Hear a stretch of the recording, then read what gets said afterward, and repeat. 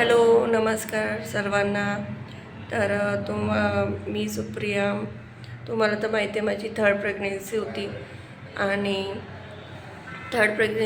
तर माझी डिलिव्हरी झालेली आहे.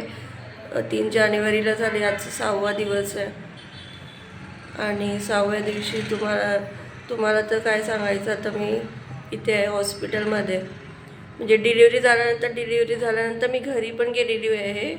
डिस्चार्ज वगैरे झालेला आहे. तर आता परत माझ्या मुलाला त्रास झालेला आहे, तर त्याच्यामुळे हॉस्पिटलमध्ये आले. तर हॉस्पिटलमध्ये आले तर आता माझ्या मुलाचं ऑपरेशन करायचं आहे. तर तुम्हाला कशामध्ये काय झालं आहे ते तुम्हाला मी यामध्ये व्हिडिओमध्ये सांगणार आहे. तर माझ्या मुलाच्या पोटाचे आतडे असतात ना, तर ते म्हणजे हे झालं, एकमेकांना हे झालं. तर त्याला दूध पण पिता येत नाही, पूर्ण येल्लो उलटी करतो आहे. जन्माला झाल्यानंतर चांगला रडला वगैरे आणि नंतर मग ते ब्लड इन्फेक्शन. तर कशामुळे झालं ते तुम्हाला मी सांगते. तर हॉस्पिटलमध्ये आम्ही डिलिव्हरी झाल्यानंतर माझी सकाळी 6:45 वाजता डिलिव्हरी झाली.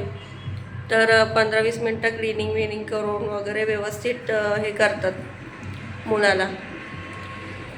तर त्याच्यानंतर मग आयशीकडे म्हणजे आपल्याकडे देतात. तर आपल्याकडे दिल्यानंतर पहिलं काय करतो, आपलंच दूध देतो की नाही.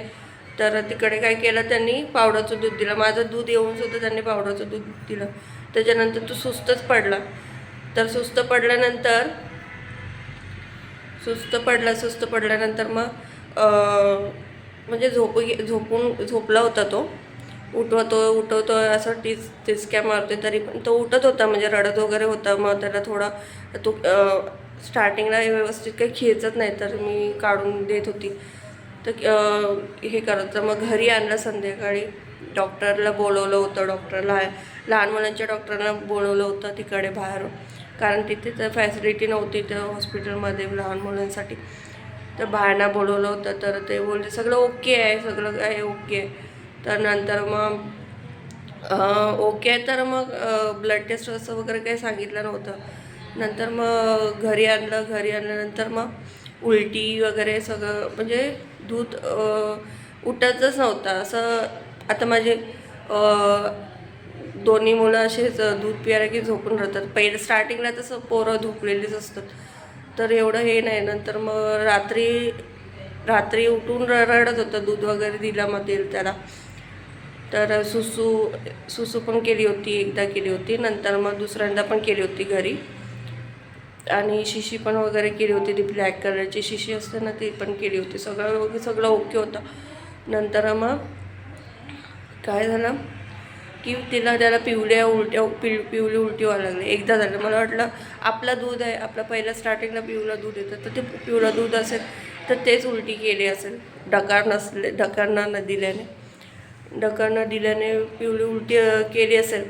तर मग पिवळी उलटी केल्यानंतर मग दुसऱ्या दिवशी पण रात्रीच फक्त, आता लहान पोर आहेत, आता तो दिवसा झाला तर दिवसा तो झोपून असायचा आणि रात्री तो रडायचा, असं होतं. तर 1-2 दिवस असंच झालं. तर पिवळ्याच उलट्या करायचा होता. तर मग शेवटी दुसरीकडे घेऊन गेलो. तर त्यांनी ब्लड टेस्ट वगैरे केला. पीली आलं होतं. CRP एकदम हाय आलं होतं. 17 2 ते 6पर्यंत असतं, पण ते 17पर्यंत गेलं होतं.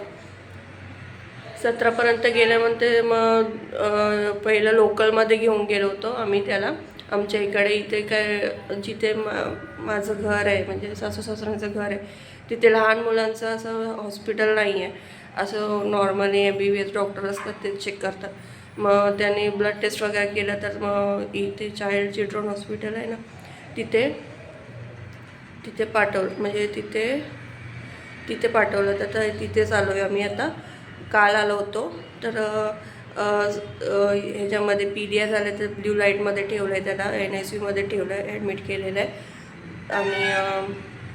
आणि NICUमध्ये केलं ॲडमिट. तर अँटीबायोटिक वगैरे सगळं चालू आहे. ते ब्लडमध्ये इन्फेक्शन गेल्यामुळे. त्याच्यानंतर मग पोटाचं स्कॅनिंग करायला सांगितलं. तर पोटाचं स्कॅनिंग केल्यानंतर त्याचे आतडे आहेत ना, अशा हे झालेले आहेत, एकमेकांमध्ये गुंतलेले आहेत. तर त्याला ते नीट दूध आहे ना ते व्यवस्थित पोटात जातही नाही आहे, नुसतं सगळं उलट्याच करतो, येलो कलरच्या उलट्या. तर त्याच्यामुळे त्याला आता तर डॉक्टरांनी ते स्कॅनिंग करून केलं, तर त्यांनी ऑपरेशन करायला सांगितलेलं आहे. तर आता ऑपरेशनसाठीच हे केलेलं आहे, ऑपरेशन करायचं आहे. तर आता आज ऑपरेशन आहे. तर प्लीज मी यासाठी व्हिडिओ करते की माझ्या मुलासाठी तुम्ही सगळेजण प्रे करा की माझा मुलगा खरंच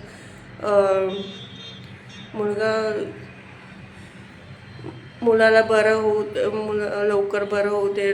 प्रे करण्यासाठी मी हा व्हिडिओ बनवते. आणि तुम्हाला ही माहिती पण कळायला पाहिजे की थोड्या पण चुकीमुळे की आपल्या मुलावर किती हे होऊ शकतो. किती आता मी त्यावेळी पण बोलत होती, अरे नका पाजू, दूध पाजू माझं आहे, तरी पण त्यांनी ऐकलं नाही. बोलते नाही आमच्या इकडे दूध आईला येत नाही 2 दिवस, तर हेच फॉर्म्युला मीठ आता ते कसं पाजलं आहे काय पाहिजे. आता माझ्याबरोबर माझे मिस्टरच होते, असं कोण लेडीज वगैरे तर नव्हते. आणि मी तेवढी ओके होती माझ्या मुलाला दूध वगैरे पाजण्यासाठी, तरी पण त्यांनी जबरदस्ती करून आता त्यांनी कसं डायल्यूट, आता दूध असं फॉर्म्युला मी कसं डायल्यूट करतं तेही एक ह्याचं असतं. किती पावडर घ्यावी, किती पाणी घ्यावं. तर तेच डॉक्टर बोलतात की तुम्ही काय बाहेरचं पाजलं आहे का, त्याला हे केलं आहे का. तर ह्या सगळ्या गोष्टी सगळ्या घडलेल्या आहेत माझ्या बाबतीत. म्हणून आता माझ्या सेकंड मुलगी आहे, तुम्हाला ती माहिती आहे. हे तिच्या बाबतीत तर हे सगळं घडलं नव्हतं.